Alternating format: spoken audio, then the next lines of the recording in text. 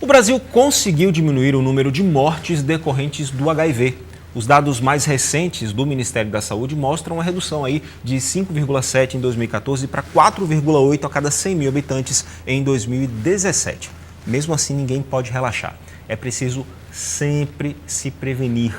Aqui comigo no estúdio, a Tereza Peixoto, que é enfermeira e coordenadora da Unidade de Doenças Infecciosas e Parasitárias do Hospital Universitário, vai falar um pouquinho mais sobre o assunto. Seja muito bem-vinda ao nosso programa. Bom, no início do mês agora, né, de dezembro, se comemorou o Dia Mundial de Combate à AIDS. Sim. Esse é um mês totalmente voltado aí para as ações de prevenção, de conscientização, e a gente começa essa conversa até com essa boa notícia, né?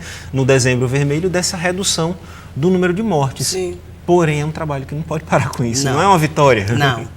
Infelizmente, né? Seria muito bom que a gente, quando pensasse na redução do número de casos, pensasse também que esses casos estariam quase no final ou quase fins. Pois é. Mas não, a gente percebe que reduziu o número de mortes, mas o número de casos é um número crescente. Então, isso incomoda muito a gente que trabalha com isso há muitos anos. Eu mesmo tenho 20 anos que trabalho com isso. E, assim, a gente percebe que a coisa... Sabe como aquele ditado que tem de carregar água no cesto? Uhum. Que você faz, aí dá uma melhoradazinha, mas aí daqui a pouco você percebe que a coisa não teve... É o famoso trabalho de formiguinha, né, Tereza? Porque não pode ser parado, como você falou. Diminuiu o número de mortes, mas em compensação o número de contagiados, de infectados, na verdade, ele é crescente. Sim. E isso acontece por uma série de fatores, na verdade. Mas só antes de a gente falar dessa questão dos infectados, dos que ficam infectados, voltando para esse número de mortes, eu tenho esses dados de 2017, 2014 e 2017 são dados mais recentes. A previsão é que isso continue diminuindo? Sim, a previsão é essa, até pelo tratamento, né? E hoje, assim, a gente começa o tratamento, vamos dizer, a gente faz um teste rápido, pede outros exames. Então, o mais precoce possível, a gente inicia o tratamento. E a gente bate muito em cima de adesão ao tratamento. Hoje a gente sabe, anteriormente a gente esperava que o paciente tivesse uma queda muito grande de imunidade. E hoje não. Hoje detectou, se fez o diagnóstico, inicia tratamento. Imediatamente, porque a gente sabe que o vírus está lá e ele compromete todo o sistema. Ele está lá no organismo, né, tomando conta de tudo. E o paciente não morre do HIV, ele morre das complicações do HIV, que é a AIDS, que é a diferença que muitas pessoas não sabem, né? O HIV é a infecção e a AIDS é a doença. Então, essas doenças oportunistas é que faz isso. Então, quanto mais rápido você inicia o tratamento, melhor para o paciente. E a gente tem drogas modernas aí que, de fato, fazem com que a pessoa conviva com o HIV durante a vida toda sem desenvolver a síndrome, que é a AIDS, na verdade, que é a decorrência do vírus, né? O problema, talvez, aí já entrando para aquela questão do número de infectados, é que as pessoas acabam negligenciando um pouco isso, né? Ou bastante isso, né? Sim, bastante. A gente trabalha muito, a gente trabalha com uma equipe multidisciplinar. Nós temos 3 centros de referências aqui em Maceió, em tratamento do HIV, né? E do HIV-AIDS. O Hospital Universitário, o Pan Salgadinho e o Elvio Alto. E nesses 3 centros a coisa é muito parecida. A gente tem uma dificuldade, eu acho que quase todas as equipes que são multiprofissionais, a gente tem médico, assistente social, enfermeiro, psicólogo, nutricionista, dentista, a gente trabalha com a equipe multiprofissional, já visando o tudo. Porque a gente sabe que o paciente não é só a doença, né? Ele tem vários outros fatores que influenciam no seu tratamento diretamente. A gente tem, há pouco a gente fez, as estudantes, nós chamamos estagiários, né? Hospital Escola, não tem como correr disso, temos estagiários que eles fizeram um trabalho em cima dos pacientes de lá da UDIP, né? Do Hospital Universitário, da nossa unidade. Então, o que acontece? Eles fizeram em torno de 370 pacientes, que eles fizeram uma coletânea, e vamos ver como está esse paciente. E o que é que eles descobriram? Que baixo nível de escolaridade, baixa condição de renda, né? Feminilização, interiorização, quer dizer, tudo isso, e também um envelhecimento até dessas pessoas que já vinham fazendo o tratamento. A gente tem pacientes com 20 anos de tratamento lá. Então, é uma coisa que, quando a gente bate em cima da adesão, a gente vê se esse paciente envelhece com junto, convivendo com o HIV, então a gente sabe que essa adesão é importante.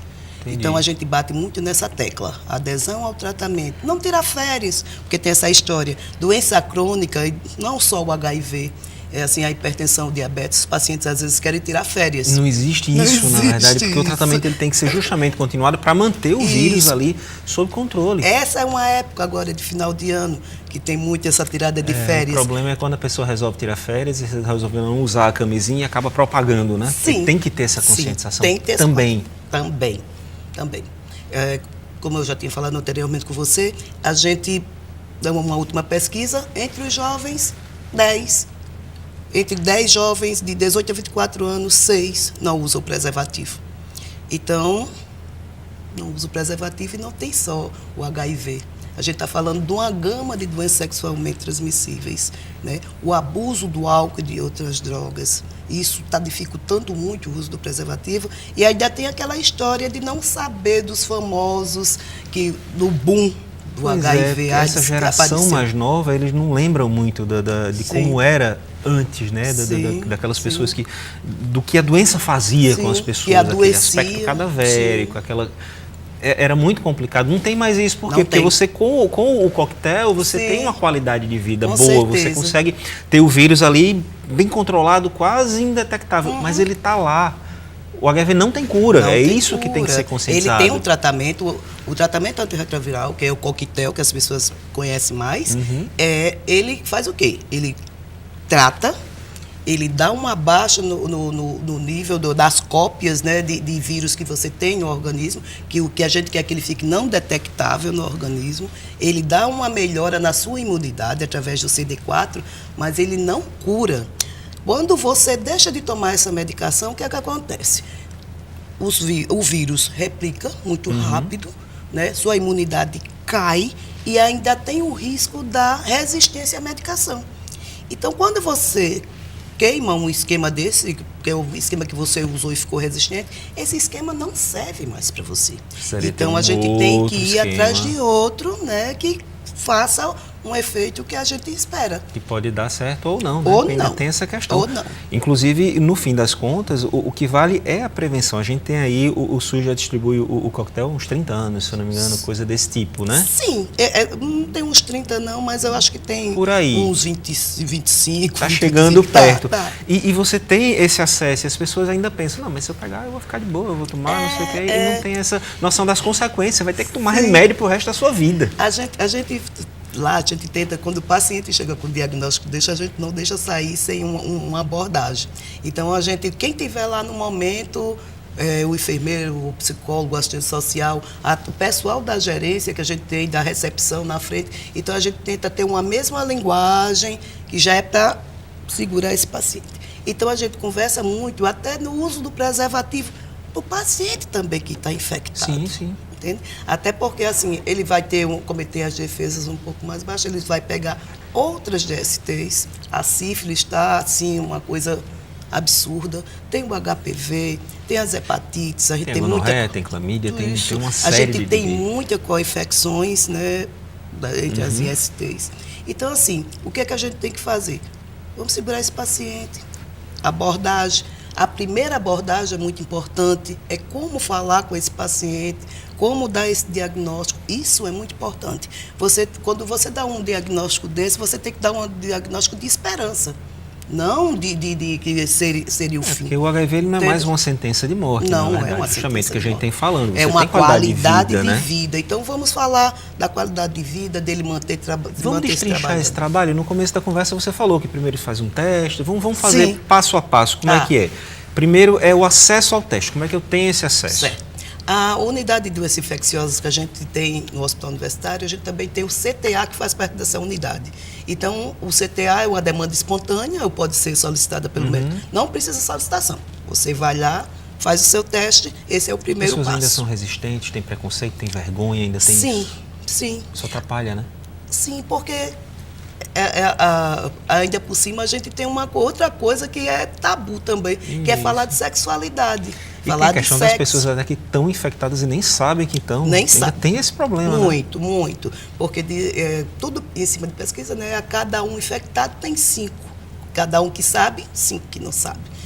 E complicado cada um desses mais 5. Então, essa rede amplia é uma rede muito. grande. Então, uma vez feito o teste, qual é o próximo Sim, passo? Uma vez feito o teste, acelerar esse papo.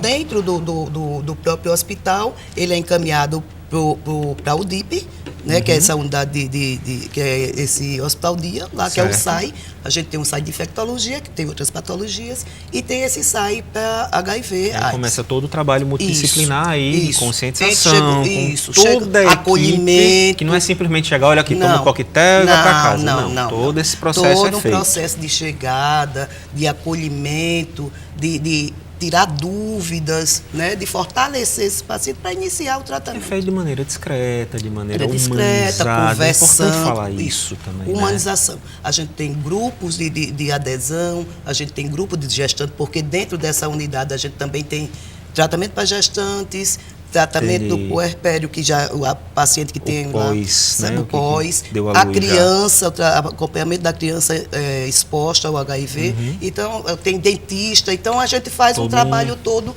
de manter uma saúde integral. Uma dúvida, quem não tem parceiro fixo, por exemplo, deve fazer o teste em quanto tempo?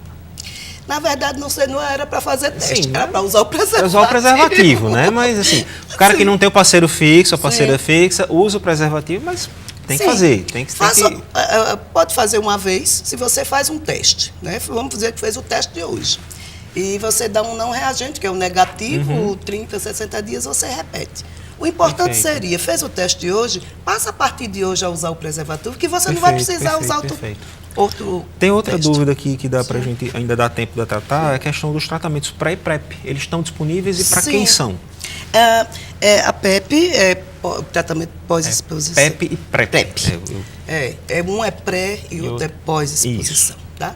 O pré é para aquelas pessoas que já estão, vamos dizer que já tem um parceiro que tem o HIV, eles fazem esse tratamento. E o pós, você teve uma relação sexual, não usou preservativo, ou o preservativo rompeu, e você faz isso. Não pode ser um costume, né? Não, tem que ser uma coisa isso esporádica. Não posso ir chegar lá toda vez, olha. Não adianta voltei, você gente, não usar novo, o preservativo. Não, mas eu tenho um mas tratamento. Mas para ter acesso a isso, basta ir nessas unidades. Sim, nas unidades. Tem lá no PAN. A gente na PrEP, a gente tem algumas coisas assim. Na UPA, a PEP, no UPAs e no Elvio Alto, a gente vai Perfeito. direto. Bom, para a gente finalizar nossa conversa, vale lembrar que, no fim das contas, dá para evitar isso tudo com um comportamento sexual seguro, entre o preservativo, entre o parceiro fixo. Isso. Tem que ter essa conscientização. A gente não pode fixar o parceiro fixo, né? Porque... Sim, mas pelo menos tem um comportamento seguro, né? Um comportamento seguro. Comportamento seguro com uso preservativo em todas as relações. Pronto. Perfeito, então, Tereza, muitíssimo obrigado pela sua presença, por esse papo, viu? Obrigada também, eu que agradeço pela oportunidade. Ao nosso programa. Certo. Bom, o Pauta Especial vai ficando por aqui. Nos vemos no nosso próximo encontro, sempre às 11h30 da manhã. Até lá!